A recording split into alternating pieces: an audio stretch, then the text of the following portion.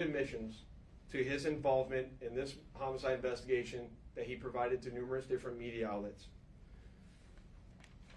In our section, we knew at this time that this was likely our last time to take a run at this case, to successfully solve this case and bring forth a criminal charge. It was at that time that this case was assigned to Cliff Mogg, a detective within my homicide section. And over the last 5 years, my section worked closely, hand in hand with the Clark County District Attorney's Office and followed a systematic investigative plan. We've conducted countless interviews and corroborated numerous facts that were not only consistent with the crime scene on the night of the incident, but also corroborated and were consistent with the sequence of events that night. This ultimately led to us procuring a search warrant which was executed at Mr. Davis's residence in Henderson, Nevada. And following the execution of that search warrant, in close coordination with the District Attorney's Office, this case was presented to the grand jury, which ultimately led to Davis being indicted on charges of murder. Before I hand it off to the District Attorney's Office, I would be remiss if I didn't thank Detective Mogg and all the other detectives that were not only assigned this case and reviewed this case, but all the other detectives from other agencies that assisted us in this investigation. They know who they are, and thank you very much for all the assistance you provided. It does not go unnoticed.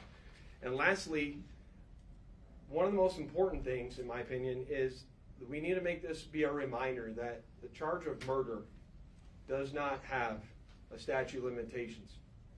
This agency has been and is invested in solving our cold case homicides so that we can bring closure to those families and justice for those victims of homicide. And with that, I will turn it over to the Clark County District Attorney, Steve Wilson.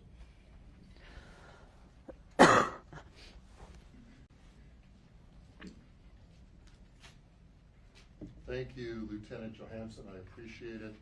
Good afternoon. I am the Las Vegas, Clark County District Attorney Steve Wolfson. It has often been said, justice delayed is justice denied. It's a quote we hear often and for many, many years when talking about our legal system, but not in this case. Today, justice will be served in the murder of Tupac Shakur. I'd like to acknowledge the relentless work of the many Las Vegas Metropolitan Police Department homicide detectives.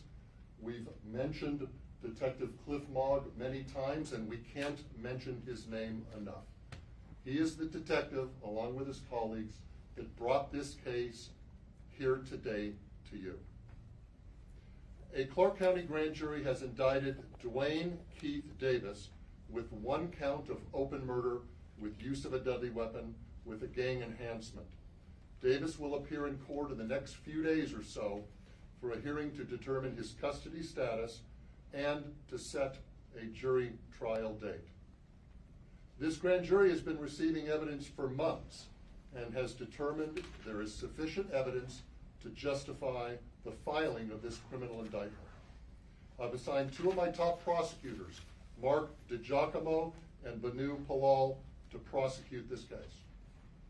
I know a lot of people have been watching and waiting for this day. Tupak Shakur is a music legend, and for a long time, this community and worldwide have been wanting justice for Tupac. Today, we are taking that first step. Tupac was actually quoted as saying, "Death is not the greatest loss in life. The greatest loss is what dies inside while still alive. Never surrender." Well, we didn't surrender thanks to the great work of the Las Vegas Metropolitan Police Department under the leadership of Sheriff Kevin McMahill, Lieutenant Johansson, retired Detective Cliff Mogg. I am proud to announce the return of this document. This is the indictment we've been waiting almost 3 decades for. It spells out the facts and circumstances and what justifies a Clark County grand jury in returning an indictment. Justice will be served. Thank you.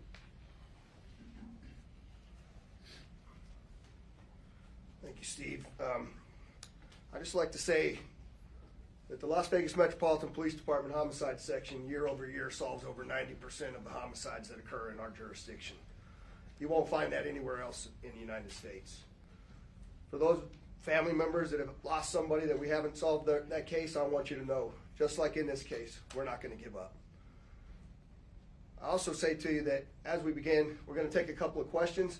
I want you to remember in your questioning that this investigation, subsequent arrest, and now indictment is only the beginning of the process. And we are committed and invested in ensuring a successful prosecution as we move forward. So with that, we'll take any questions that you might have. Sheriff, have you been, excuse me, Sheriff, thank you. Have you been in touch with the Shakur family, anyone within here today? And if so, can you characterize what they told you? The family has reached out to my office. I imagine also to Metro. We've been in communication with them. We understand that they are welcoming this news. They are pleased with this news, and they are certainly aware of the return of this indictment. Do you anticipate them being at court for arraignment of Mr. Davis? I don't think they'll be at the arraignment. I mean, that's a relatively short hearing, but I know that they'll be involved. I know that they'll want to be apprised of what goes on a frequent basis. Back. Can you talk about any of the statements that he made that piqued your curiosity again or got you back into this case? Jason, you want to answer that? We're not going to talk about any particular statements, but maybe he can address that globally.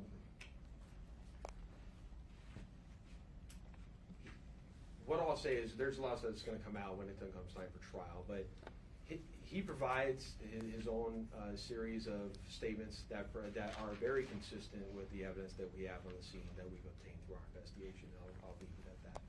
Can you identify anything that came from the raid, I'm sorry, the service of the warrant in July that you didn't know before?